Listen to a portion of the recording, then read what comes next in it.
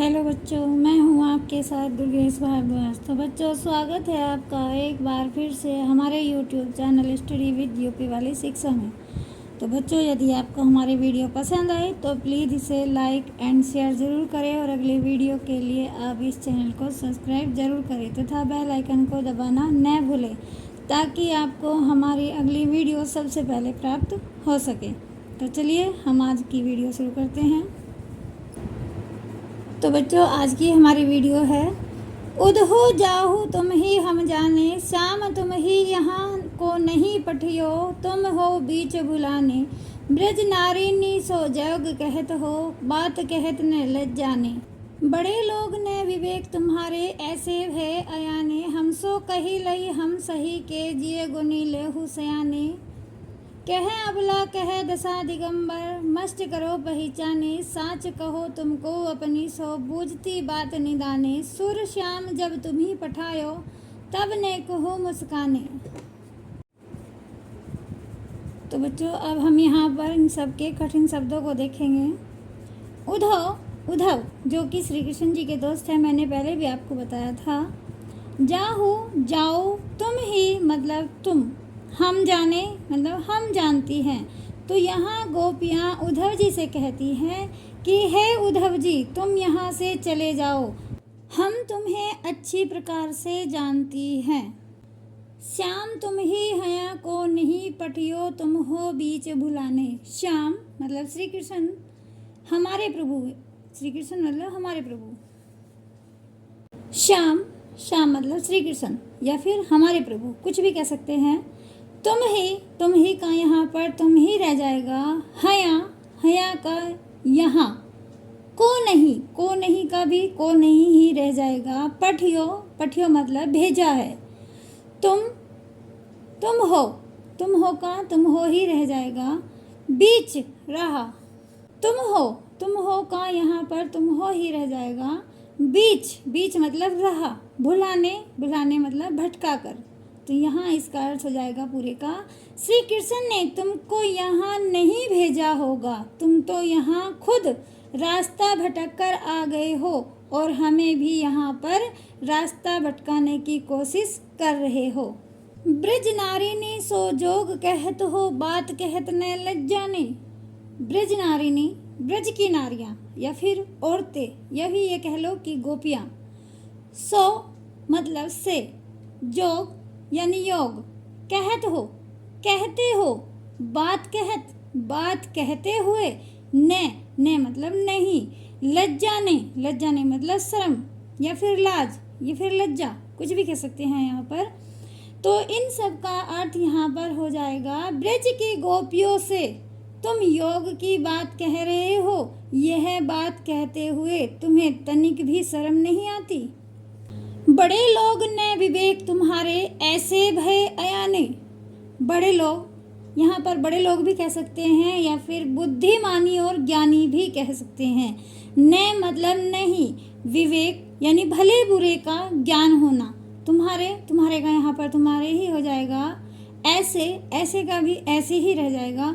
भय, भय, भय का लग रहा है। भय, भय का मतलब होता है लग रहा है।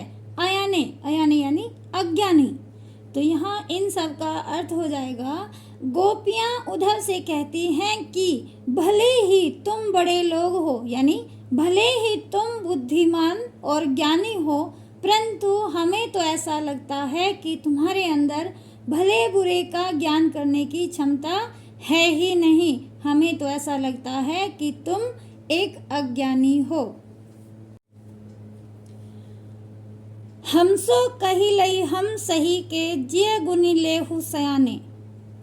हमसो, हमसे, कही लई कह ली, हम का यहाँ पर हम ही रह जाएगा। सही, सही मतलब सहन, सहन करना। के मतलब कितना। जिय, जिय यानी हृदय। गुनी, गुणगान करना या फिर गुणगान कर लो। लेहु लो, सयाने यानी समझदार। तो इन सब का अर्थ यहाँ पर हो जाएगा, हमसे तो तुमने यह बात कह ली और हमने कितना सहन भी कर लिया। किसी और गोपी के सामने यह बात कहोगे तो कोई भी इस बात को सहन नहीं करेगी, या मतलब कोई भी गोपी इस बात को सहन नहीं करेगी। अपने हृदय में एक बात का गुणगान कर लो और समझदार हो जाओ। कह अबला कह दशा दिगंबर मस्त करो पहचाने।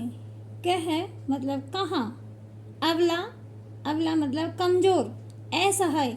यहाँ पर उन स्त्रियों के बारे में अबला कहा गया है जो कमजोर और असहाय होती हैं, जो मतलब कुछ भी नहीं कर सकती। कह मतलब कहाँ, दशा यानी हालात।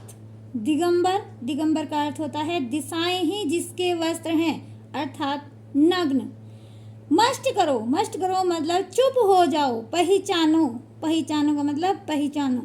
तो यहाँ इन सब का अर्थ हो जाएगा कहाँ हम कमजोर और असहाय नारियां, और कहाँ योग की वो हालात जो नग्न अवस्था अर्थात दिशाएं ही जिसके वस्त्रों का रूप धारण किए हुए हो। अब तुम चुप हो जाओ और पहचान कर सोच समझ कर बात कहो। पहचाने, पहचाने का अर्थ होता है पहचानो। तो इन सब का अर्थ यहाँ पर हो जाएगा कहाँ हम कमजोर असहाय नारियां, और कहाँ योग की वो हालत जो नग्न अवस्था अर्थात दिशाएं ही जिसके वस्त्रों का रूप धारण किए हुए हो। अब तुम चुप हो जाओ और पहचान कर सोच समझ कर बात कहो। साच कहो तुमको अपनी सो, बूझती बात निदाने। साच, साच मतलब सच, कहो मतलब कह दो, तुमको, तुमको का यहाँ पर तुमको ही रह जाएगा। अपनी, अपनी का भी यहाँ पर अपनी ही रहेगा। सो, सो मतलब कसम। बूझती, बूझती का अर्थ होता है बताओ। बात, बात का यहाँ पर बात ही रह जाएगा। निदाने, निदाने का अंत में। तो यहाँ इन सब का अर्थ हो जाएगा कि सच कहना तुम्हें अपनी ही कसम है, अंत में हमें एक बात और बता दो। गोपियाँ यहाँ उद्धव जी से कहती हैं कि सच कहना तुम्हें अपनी ही कसम है, अंत में हमें एक बात और बता दो। सिर्फ हम आपसे एक बात और पूछना चाहती हैं। सुर श्याम जब तुम ही पठायो, तब ने कुहू मुस्काने। सुर मतलब सूरदास, श्याम यानी फिर श्री कृष्ण, कुछ भी कह सकते हैं। जब तुम ही मतलब जब तुम्हें, पठायो, पठायो मतलब भेजा है, तब, तब का यहाँ पर तब ही रह जाएगा। नेकहू, नेकहू मतलब तनिक भी, मुस्काने मुस्कुराए। तो यहाँ पर सूरदास जी कहते हैं कि गोपियाँ उद्धव से कहती हैं कि हे उद्धव जी, जब श्याम ने तुम्हें यहाँ भेजा था तब वे तनिक भी मुस्कुराए थे। तो बच्चों, ये हो गए हमारी व्याख्या के कठिन शब्द। अब हम इसके प्रसंग को भी देख लेते हैं। प्रसंग है, प्रस्तुत पद्यांश में गोपियाँ उद्धव से कहती हैं कि हे उद्धव, हम तुम्हारे निर्गुण ब्रह्मा को नहीं मानती। यहाँ पर उद्धव तथा गोपियों के बीच हुए तर्क वितर्क का वर्णन किया गया है। तो बच्चों, एक बार फिर से मैं आप सभी को इसके भावार्थ को समझाने का प्रयत्न करती हूँ। थोड़ा सा ध्यान से देखिएगा, सुनिएगा। गोपियाँ उद्धव से कहती हैं कि हे उद्धव, तुम यहाँ से चले जाओ, हम तुम्हें अच्छी प्रकार से जानती हैं। श्री कृष्ण ने तुमको यहाँ नहीं भेजा होगा, तुम तो यहाँ खुद रास्ता भटक कर आ गए हो और हमें भी यहाँ पर रास्ता भटकाने की कोशिश कर रहे हो। ब्रज की गोपियों से तुम योग की बात कह रहे हो, यह बात कहते हुए तुम्हें तनिक भी शर्म नहीं आती। गोपियाँ उद्धव से कहती हैं कि भले ही तुम बड़े लोग हो, अर्थात भले ही तुम बुद्धिमान और ज्ञानी हो, परंतु हमें तो ऐसा लगता है कि तुम्हारे अंदर भले बुरे का ज्ञान करने की क्षमता है ही नहीं। हमें तो ऐसा लगता है कि तुम एक अज्ञानी हो, नहीं तो तुम ऐसी अज्ञानता पूर्वक बातें हमसे क्यों करते। हमसे तो तुमने यह बात कह ली और हम सभी ने कितना सहन भी कर लिया। किसी और गोपी के सामने यह बात कहोगे तो कोई भी इस बात को सहन नहीं करेगी। अपने हृदय में एक बात का गुणगान कर लो और समझदार हो जाओ। कहाँ हम कमजोर असहाय नारियां, और कहाँ योग की वो हालत जो नग्न अवस्था अर्थात दिशाएं ही जिसके वस्त्रों का रूप धारण किए हुए हो। अब तुम चुप हो जाओ और पहचान कर सोच समझ कर बात कहो। अब हम तुमसे एक अंतिम सवाल पूछती हैं, सच सच कहना, तुम्हें अपनी ही कसम है। अंत में हमें एक बात और बता दूं। सूरदास जी कहते हैं कि गोपियाँ उद्धव से कहती हैं कि जब श्याम ने तुम्हें यहाँ भेजा था तब वे तनिक भी मुस्कुराए थे।